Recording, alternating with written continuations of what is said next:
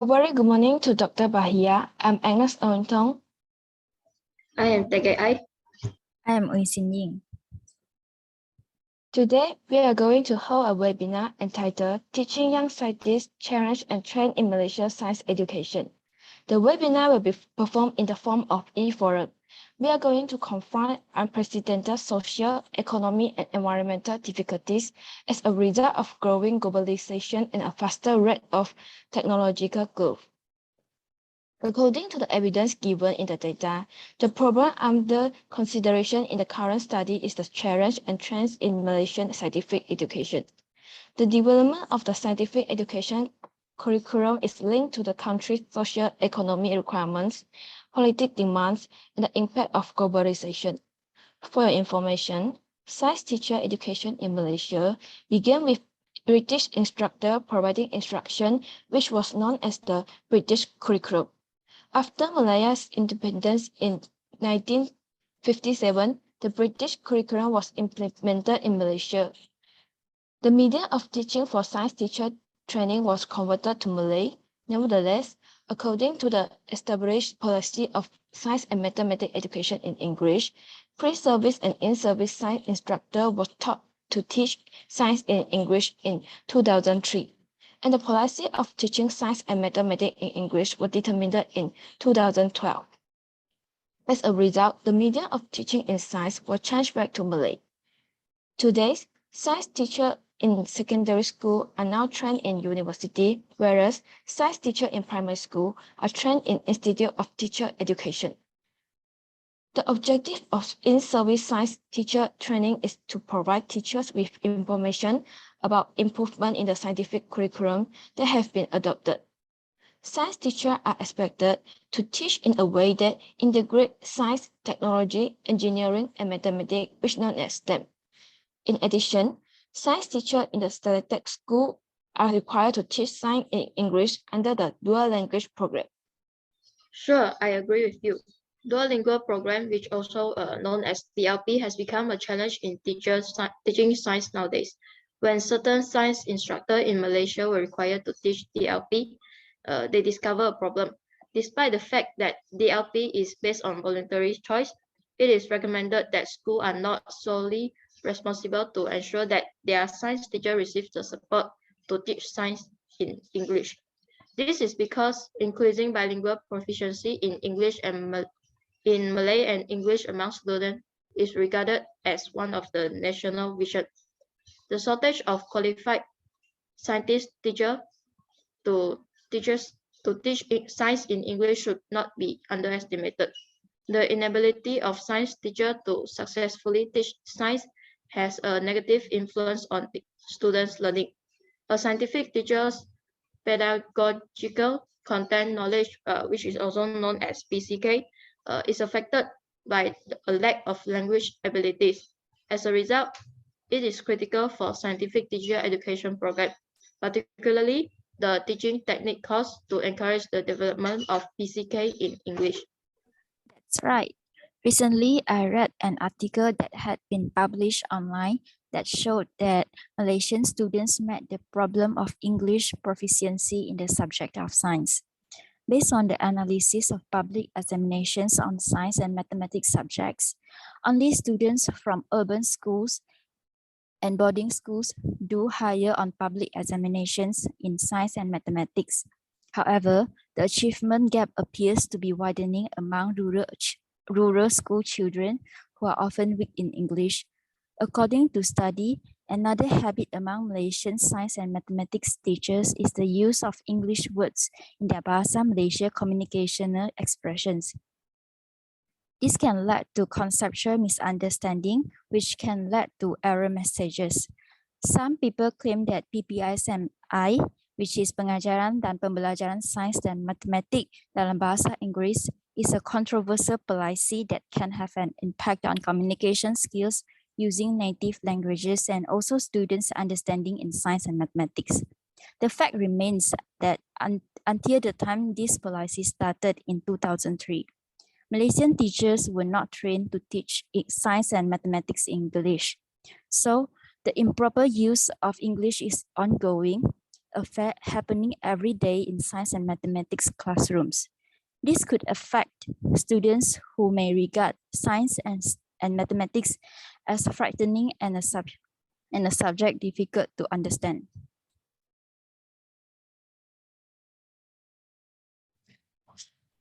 Besides, I also found a challenge that faced by science teacher in primary school, which is the time allocation for subject science is only 48 hours per year for the lower standard. The lower standard means the standard 1, 2, and 3.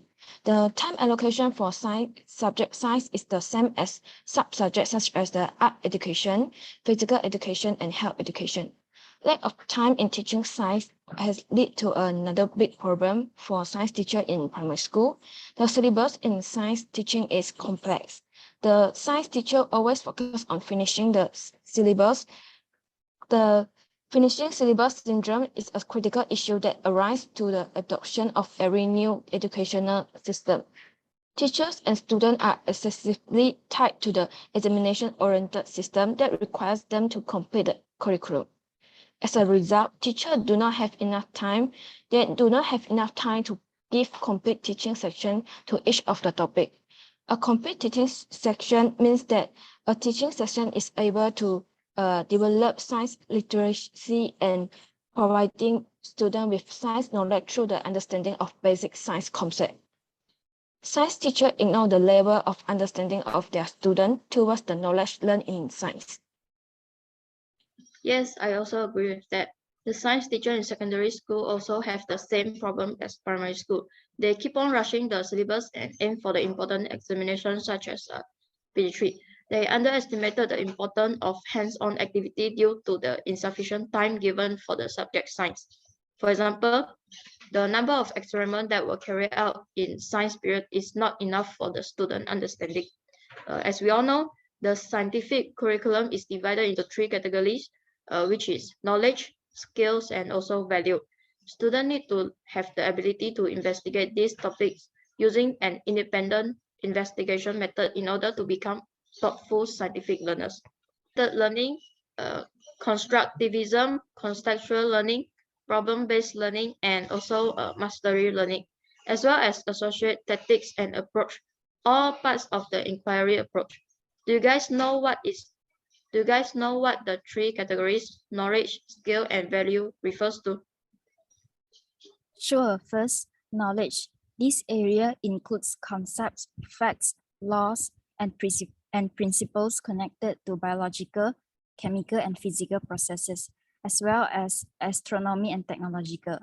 On the other hand, in the context of skills, inquiry, and problem solving in science, scientific, creative, and critical thinking skills.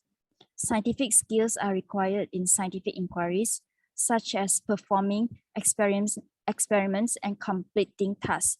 The ability to develop or create something unique and useful by applying through imagination and unconventional thinking is referred to as creative thinking skills.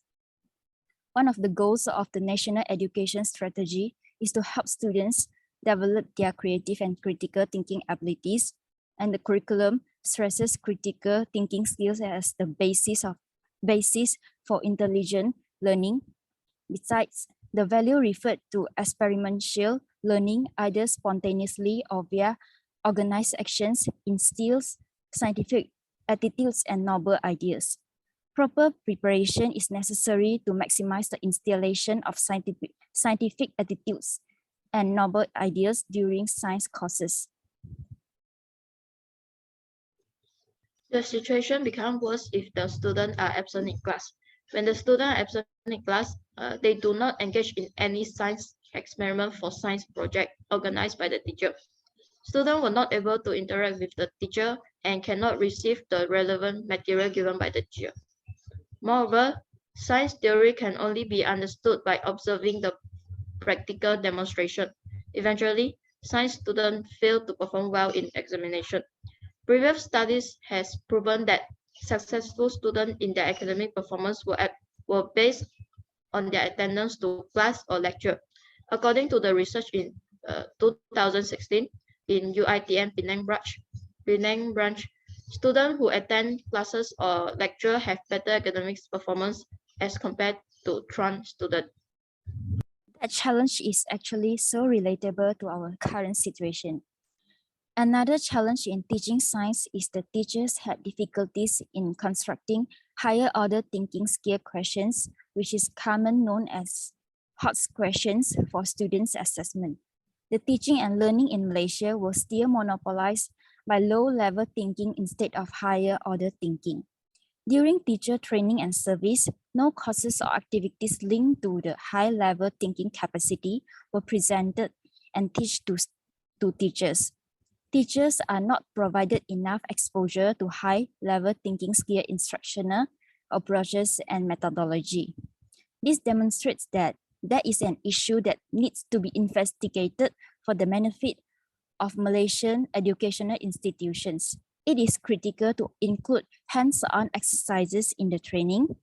Among the tasks are the creation of higher order questions, the creation of rubric to assess students' actions, and the evaluation of the outputs of a project-based science activity. The training should be emphasized the development of knowledge, understanding, awareness, and affinity for alternative assessment, such as portfolio creation and journal writing. In reality, teachers encounter a variety of obstacles through teaching and learning sessions. They were required to explain, examine, and alter what was described in the Ministry of Education curriculum, such as the importance of objective and the application of curricular standard, as well as topics connected to teaching thinking. Most importantly, a regular need assessment research on science teacher knowledge and ability should be conducted. Such a need assessment would not only help to build an effective training program, but it would also help to stay up with the always changing revision of science curricula. In theory, the cascade training model used in Malaysia is a good one.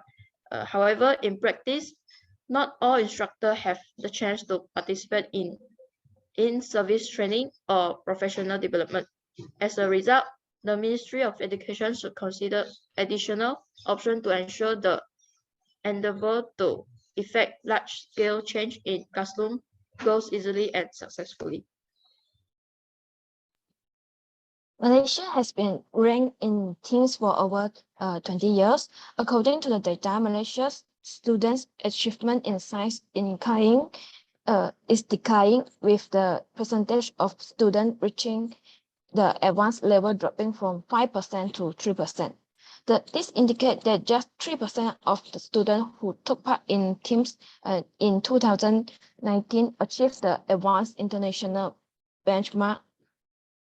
A comparison of average score between 1999 and 2019 reveals a downward tendency as well.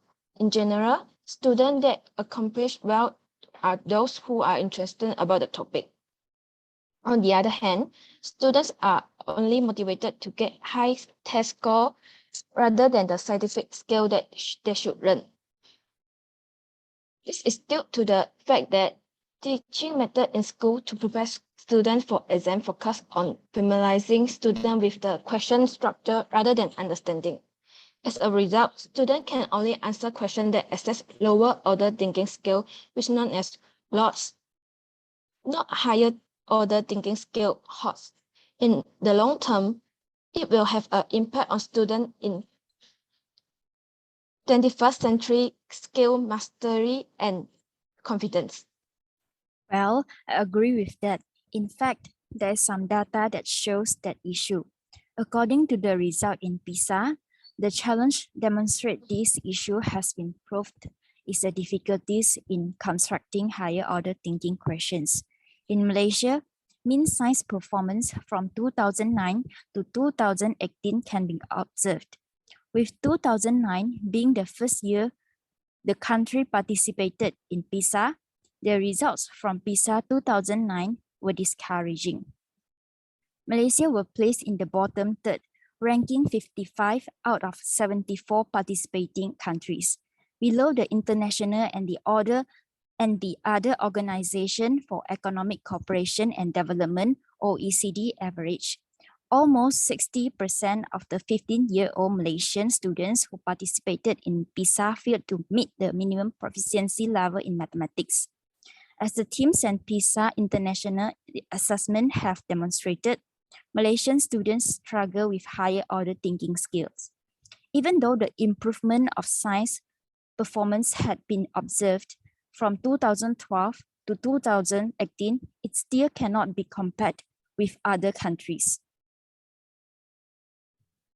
Yes, in this case, another challenge appears. In order to construct higher order thinking skill, teacher needs to be trained to incorporate computational thinking.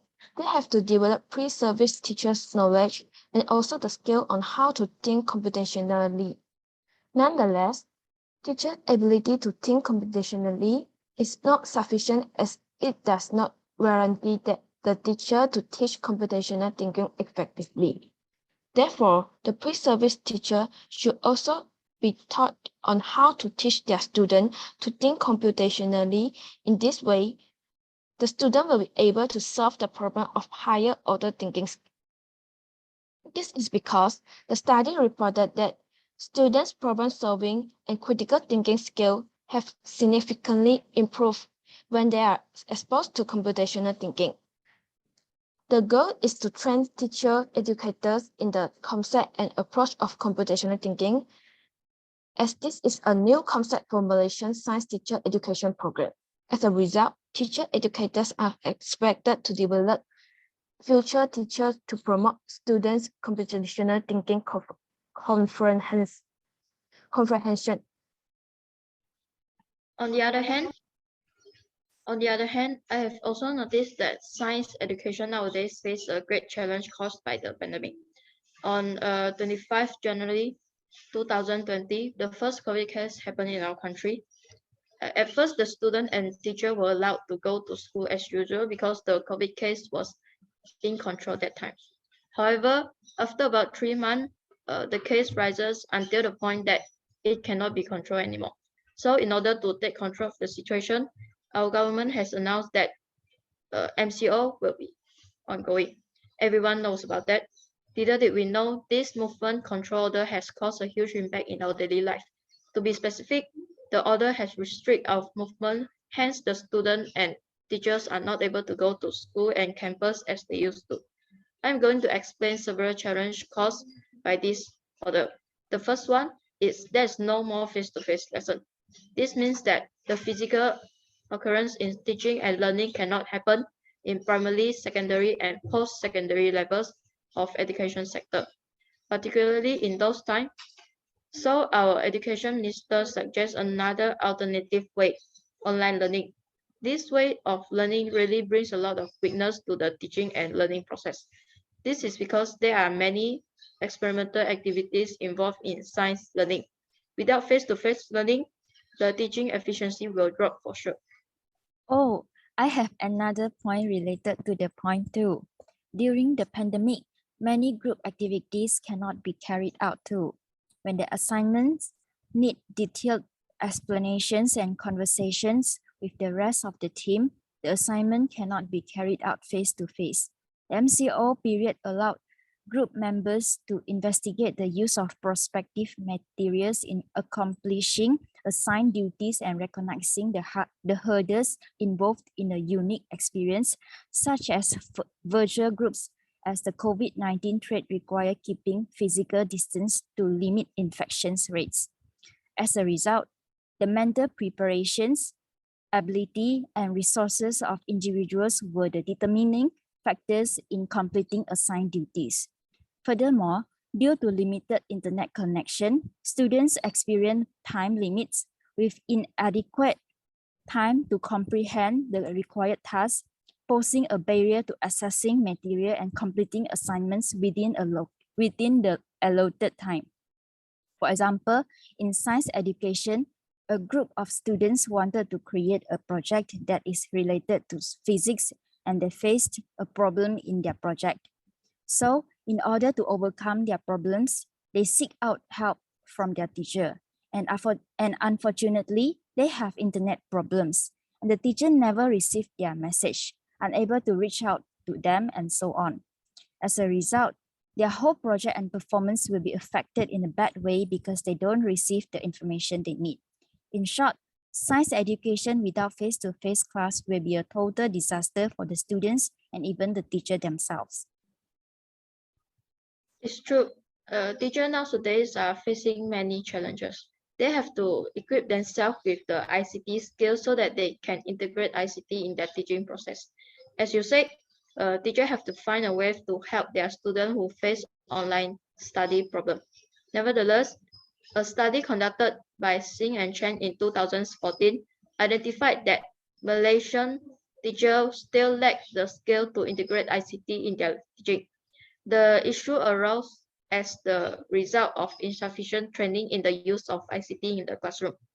Furthermore, according to a study conducted by Rosnani and Muhammad Arif in 2010, pre-service teachers were only exposed to the theoretical aspect of ICT during their teacher learning, rather than practical aspect. Therefore, teachers are suggested to improve their teaching ICT skill in order to provide the student with an efficiency and meaningful learning experience. In conclusion, the importance of practical aspect of ICT should be emphasized in science teacher education.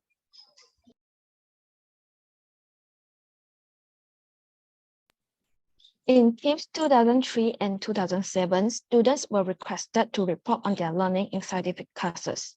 However, from 2011 onwards, teachers were asked to report on this.